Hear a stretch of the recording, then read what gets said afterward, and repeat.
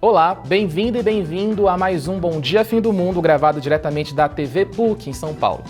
Eu sou Ricardo Teto e neste podcast a gente traz conversas que buscam transformar a apatia em inquietação, sem derrotismo, mas também sem negacionismo. Depois de 2 programas com uma cara mais diferente, o Bom Dia Fim do Mundo volta no formato mais clássico e nesse episódio a gente vai falar sobre o gosto amargo deixado pelas reuniões da COP29 e do G20, enquanto aqui no Brasil foi descoberto aí o planos golpistas dos militares que buscavam assassinar Lula, Alckmin e Alexandre de Moraes. Tudo isso agora no Bom Dia Fim do Mundo.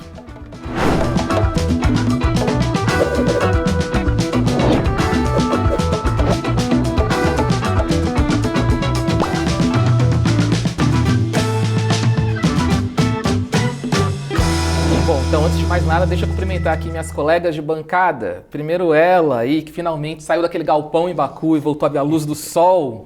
Bem-vinda de volta, Giovana Girardi, e bom dia. Bom dia, Terto, obrigada. Ai, que bom ver o sol de novo, gente, vocês nem imaginam. E ela que também está de volta, completando aí o formato clássico do Bom Dia Fim do Mundo, Marina Amaral. Bom dia, Marina. Bom dia, Terto, bom dia, gente. Feitas as devidas apresentações e cumprimentos, enquanto a batata do fim do mundo e dos militares e dos bolsonaristas golpistas segue assando, aproveite que você está aí nos assistindo e nos escutando, siga e assine este podcast onde estiver. Divulgue o Bom Dia Fim do Mundo por aí, seja o nosso profeta do apocalipse, traga mais olhos e ouvidos para estas conversas. Se você quiser nos assistir, nós estamos no YouTube da Agência Pública, se você quiser nos escutar, nós estamos em todos os tocadores de podcast. Se você estiver no Spotify ou na Apple, nos dá aí 5 estrelas para deixar a gente bonito aí na plataforma dos aplicativos. Agora que eu já passei o nosso chapéu, bora para o primeiro bloco do programa depois da vinheta. Bom, gente, então vamos começar aí o primeiro bloco, né, falando do assunto que não teria como a gente fugir, né? Cada nova revelação da Polícia Federal envolvendo a investigação aí desse movimento golpista, mas fica claro o tamanho do estrago que essa turma queria, né, fazer no país. E é sem nuance nenhuma, né? Era plano para matar o Lula, plano para matar o Alckmin, Alexandre de Moraes, plano impresso dentro da impressora do Planalto. Aliás, bom dia, fim do mundo para a impressora do Planalto, afinal, testemunha aí da derrocada da democracia brasileira. Que fase, né, Marina? Mas poderia ser pior, né? Pois é, Terto. Enquanto a Giovana não dormia em Baku, nós aqui no Brasil nos vimos cara a cara com esse plano macabro, que, como você disse, foi impresso dentro do Palácio do Planalto, né? E que previa matar presidente, vice-presidente, ministro do TSE. E era um golpe que, segundo a Polícia Federal, estava sendo arquitetado desde que o Bolsonaro assumiu o poder. Já havia um plano para que, se ele não fosse reeleito, o golpe fosse dado, né?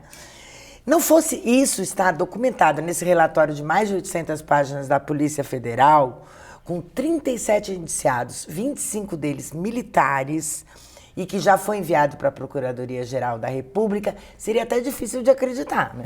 Uma história muito louca. Como dizem, o roteirista do Brasil é bom, né? Pois é. É muito caricato, né? E, para além desse aspecto quase folclórico, o relatório apresenta provas consistentes, né? Não apenas em relação aos já presos, que é o general Mário Fernandes, 3 oficiais e um agente da Polícia Federal, mas em relação aos outros indiciados que envolvem gente graúda, como o general Braga Neto, né, que dispensa apresentações, já que ele foi tão aparecido durante todo o governo Bolsonaro, o general Augusto Heleno, o general Paulo Sérgio, que era ministro da Defesa, e o ex-presidente Jair Bolsonaro, que a Polícia Federal coloca no centro de todo esse golpe, né? Dizendo que ele sabia de absolutamente tudo, inclusive do plano com os assassinatos. Ao que tudo indica, a decisão da Procuradoria-Geral da República só vai sair a partir de fevereiro de 2025. Mas o fato que a gente sabe desde agora é que a democracia brasileira esteve por um triz. A extrema-direita mostra seu poder destruidor no Brasil, como já mostrou e vai mostrar provavelmente de novo nos Estados Unidos, e como vem mostrando na Argentina, né? Que sob o governo de Javier Milei já tem uma taxa de pobreza que alcança mais da metade da população urbana do país. E apesar de tudo isso, a gente viu como Milei hesitou em assinar o documento contra a fome, né? E a pobreza no G20, e também aquele papelão em que ele retirou a delegação da Argentina da COP, né, Giovana? Como você avalia a Conferência do Clima? Você acha que teve uma influência dessa extrema-direita representada pela eleição do Trump nesse acordo? Acho, Marina, você tem toda a razão. Teve isso mesmo, né? Quer dizer, o Milei tinha mandado os delegados dele para lá e tirou alguns dias depois do começo, piorando, de fato, um mal-estar que já vinha pairando, né, desde o início da COP por causa da eleição do Trump. Então, acho que muito rapidamente ali ficou claro que a extrema-direita estava como uma sombra, né, em cima das negociações. Eu acho que as questões geopolíticas, né, as políticas internas dos países teria um grande peso na costura de um acordo. Isso a gente percebeu muito rapidamente e, de fato, a COP acabou tendo um resultado muito ruim. A gente já tinha dito aqui, né, nos episódios anteriores, que essa era para ser a COP do financiamento. Ou seja, era a hora de definir quem paga a conta da ação climática e colocar um novo valor na mesa, né, substancialmente maior do que os 100 bilhões de dólares que estão em vigor hoje. Eles ficam em vigor até o ano que vem, e tinha que se definir o que eles chamam de qualidade desse recurso, que é o quê, né? Se esperava que na COP de Baku tivesse alguma garantia de que a maior parte desses recursos que são necessários para os países em desenvolvimento fazerem suas reduções de emissão de gás de efeito estufa, se adaptarem aos impactos das mudanças climáticas, se esperava que tivesse ali uma rubrica, né, uma coisa assim falando, maior parte desse dinheiro vai vir de fonte pública ou vai vir com juros muito baixos, porque não adianta nada você dar um financiamento como se fosse um empréstimo de banco, que só aumenta o endividamento de países que já são muito pobres e que já estão muito vulneráveis às mudanças climáticas. Essa garantia que era esperada não foi obtida. E assim, na verdade, todo o acordo é muito ruim. Primeiro porque o valor que era desejado, que se esperava, né, que fosse alcançado nessa COP, que era de 1,3 trilhão de dólares por ano, ele não foi obtido. Na verdade, se combinou de mobilizar apenas 300 bi por ano, ou seja, eles só cortaram 1 trilhão, né, da conta ali, só tiraram o número 1 da promessa. E em segundo ficou escrito que os países desenvolvidos eles vão assumir a liderança em mobilizar esses valores, mas que esse recurso poderá ser de uma fonte variada,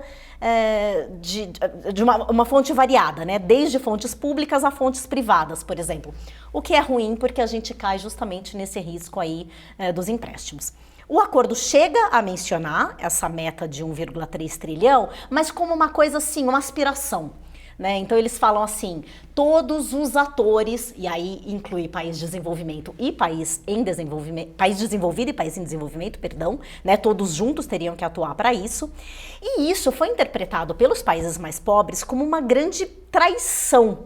Ela abala o princípio basilar da Convenção do Clima, que é das responsabilidades comuns, porém diferenciadas. O que é isso? A mudança do clima é um problema global, é um problema de todo mundo, obviamente, mas tem alguns que são mais responsáveis por isso do que outros. Logo, esses têm que fazer mais, têm que botar mais dinheiro na mesa, etc. e tal.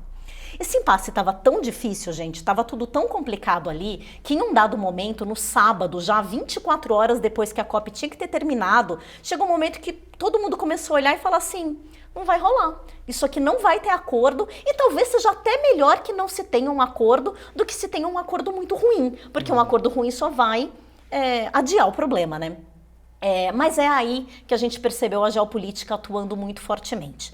Por um lado, a gente vê os países europeus, que tradicionalmente são grandes doadores, se expressando ali que eles não estavam dispostos a colocar mais recurso na mesa por medo das pressões internas nos próprios países. O que acontece? Eles começaram ali, tem um discurso que vem crescendo muito em países como a Alemanha, França, de que assim, como assim vocês estão dando dinheiro para outros países quando a gente aqui internamente tem os nossos próprios problemas? E isso é um discurso alimentado pela extrema-direita que está em ascensão nesses países. Então ali a gente viu que não ia sair muito mais recurso.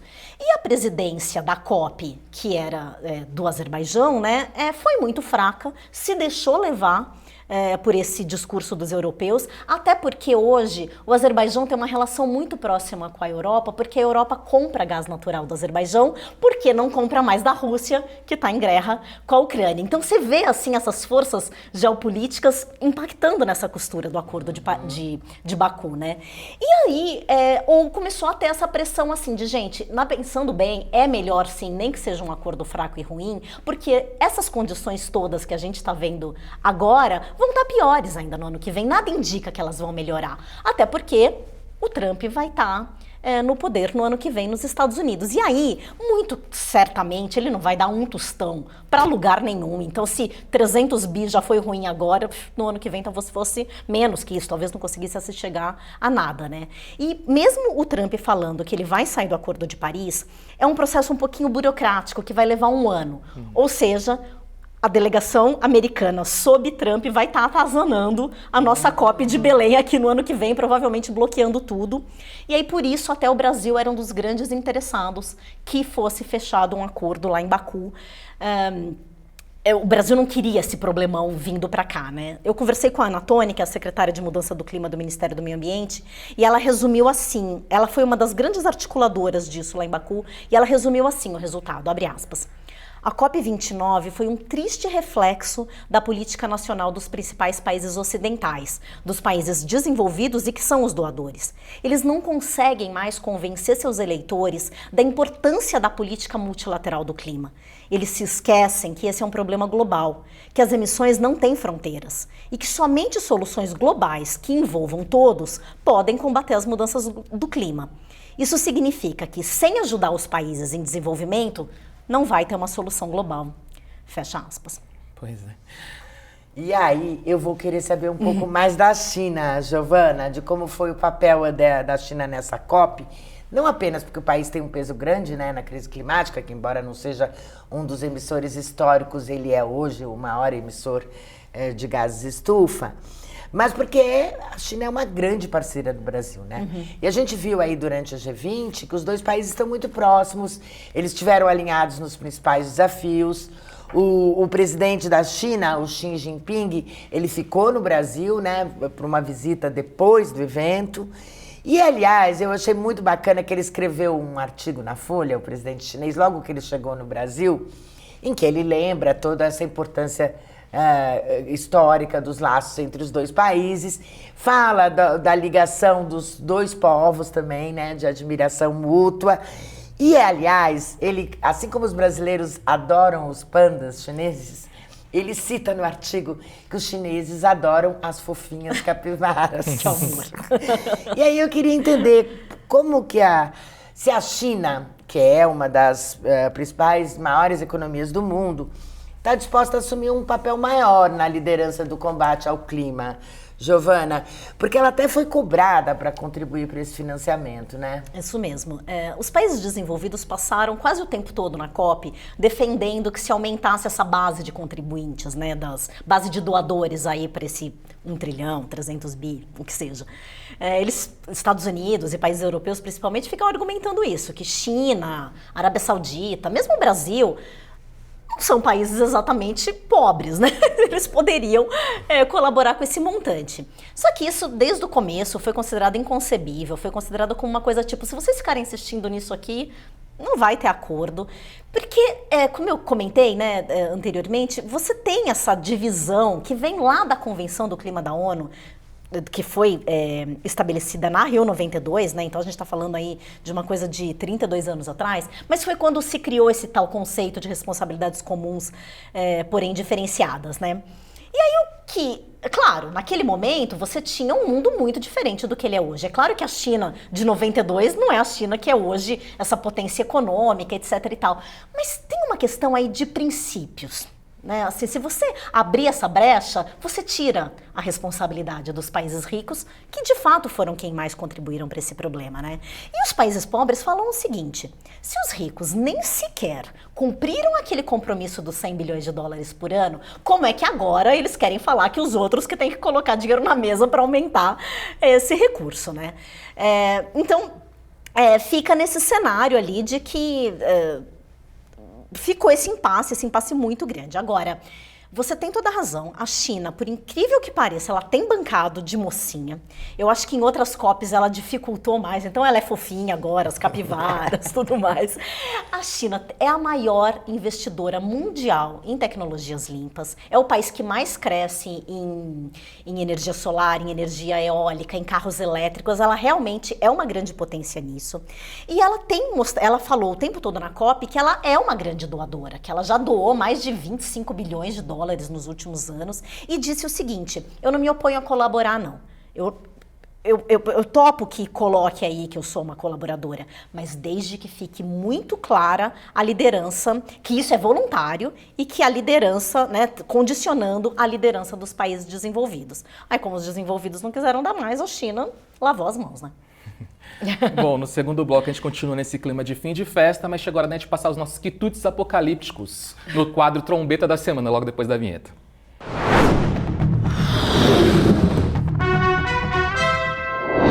E parece que chegou a vez da moda fim do mundo ostentação. Enquanto a água de muita gente já bateu na bunda ou no pescoço, um resort no Azerbaijão inovou oferecendo a seus clientes um terapêutico banho de petróleo. Isso mesmo, banho de petróleo. Com a premissa de que todo dia um malandro e otário sai de casa é universal, a administração do resort alega que o banho de petróleo combateria mais de 70 doenças. Olha, eu diria que nadar no Rio Tietê também. Afinal, quando você morre, grande parte das doenças que você tinha também morrem junto. O país foi o anfitrião da Conferência das Nações Unidas sobre as Mudanças Climáticas, a COP29, onde se pretendia discutir a redução global dos usos de combustíveis fósseis num esforço para evitar ou ao menos adiar o colapso climático do planeta. Pois é, mas a gente ainda está na fase de tentar convencer as pessoas que tomar banho de petróleo não é uma boa ideia. E depois você ainda vai ter que tomar um longo banho normal, com água, para tirar todo aquele óleo grudento do banho terapêutico, impactando ainda mais o clima. Nesse caso, eu prefiro o tipo de ostentação dos ricaços que entram em submarinos para ver o Titanic. Aliás, implodir no fundo do oceano também combateria mais de 70 doenças, podemos dizer. E também podemos dizer que essa é a trombeta grudenta da semana. Um sinal do fim dos tempos e um sinal de que o Bom Dia Fim do Mundo agora vai para o segundo bloco.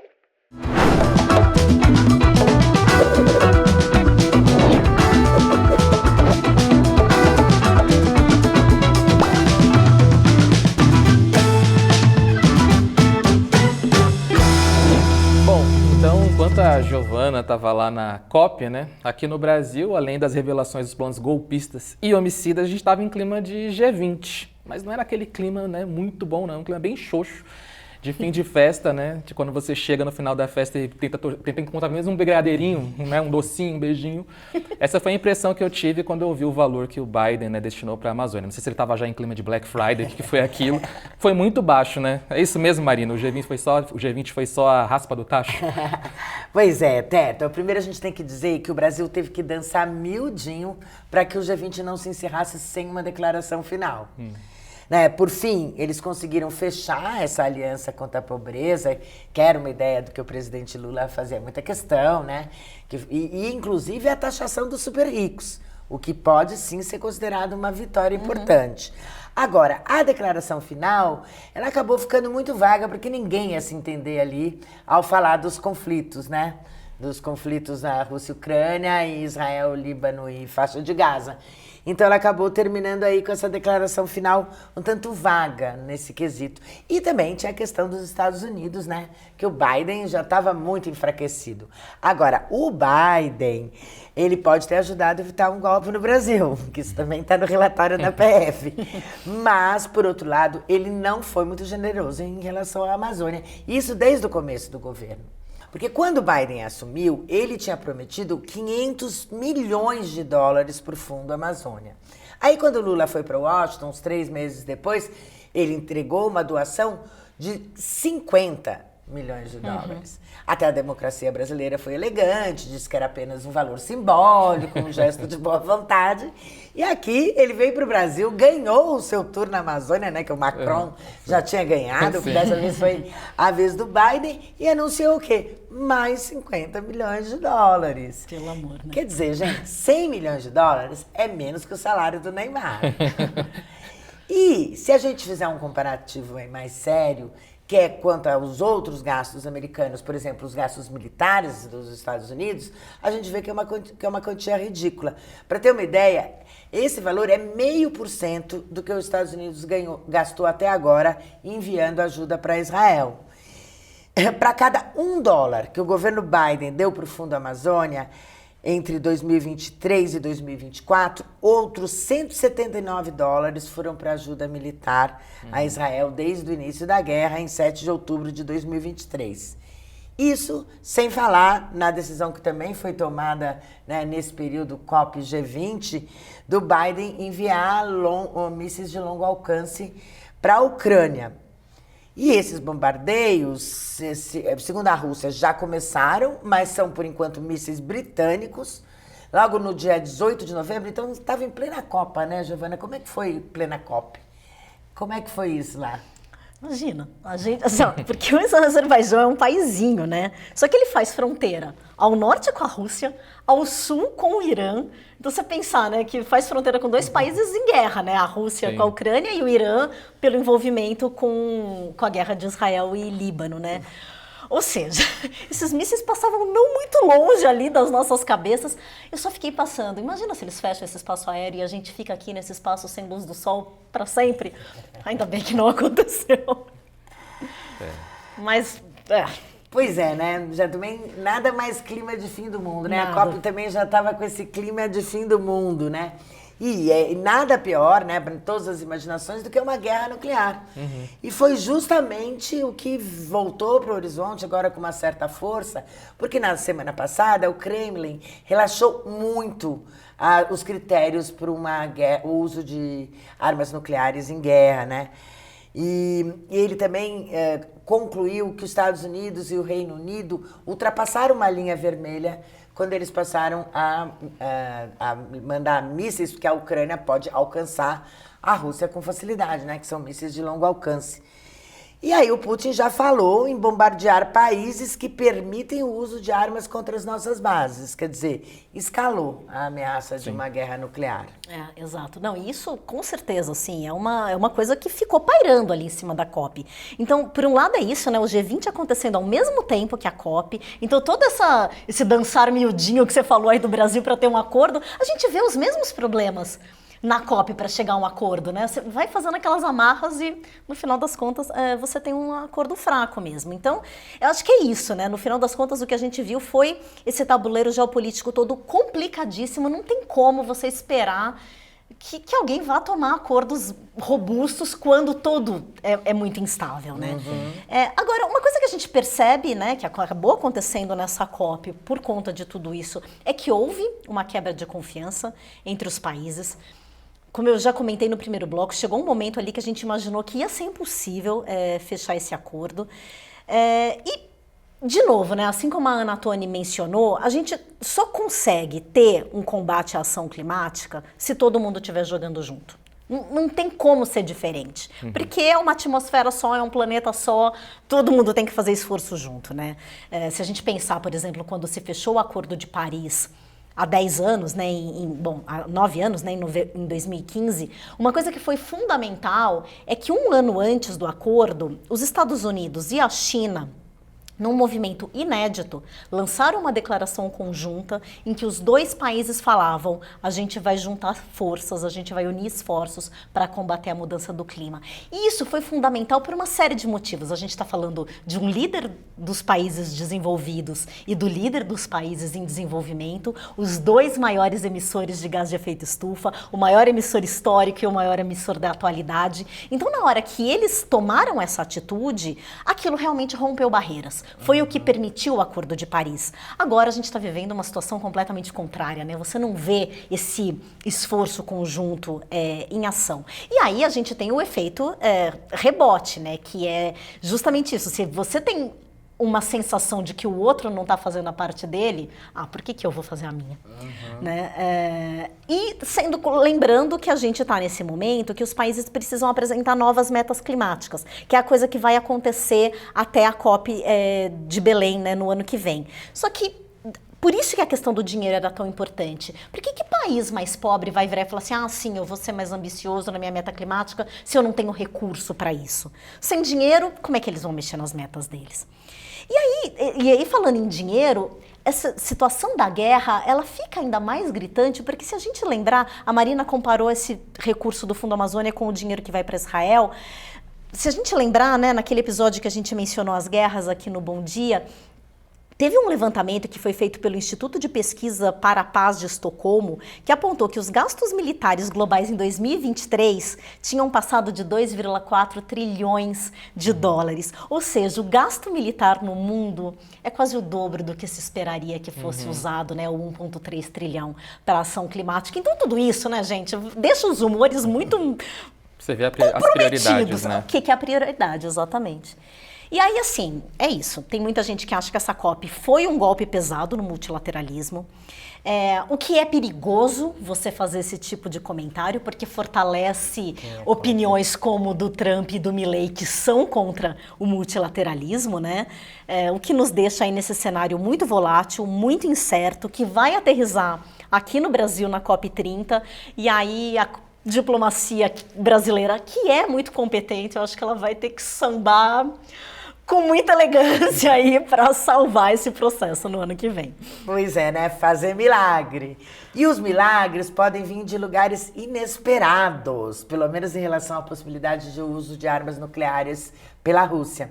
Porque, segundo os analistas, ironicamente, o que pode pelo menos adiar os planos do Putin de lançar armas nucleares é a eleição do Trump, porque os dois são muito amigos e é possível que ele aguarde para ver o que os Estados Unidos vai fazer em relação ao conflito antes de tomar essa atitude mais radical. Será que só um fim do mundo pode acabar com outro fim do mundo, Teto? Olha, não sei o que salva o fim do mundo, mas sei o que salva sempre o final deste programa, que é o quadro A Luz no Fim do Túnel, onde o Andy e o Gabriel, que semana passada estava aqui nessa mesa, agora voltou aos céus da redação, nos traz uma boa notícia para nos iluminar. Vem, Anjo Gabriel.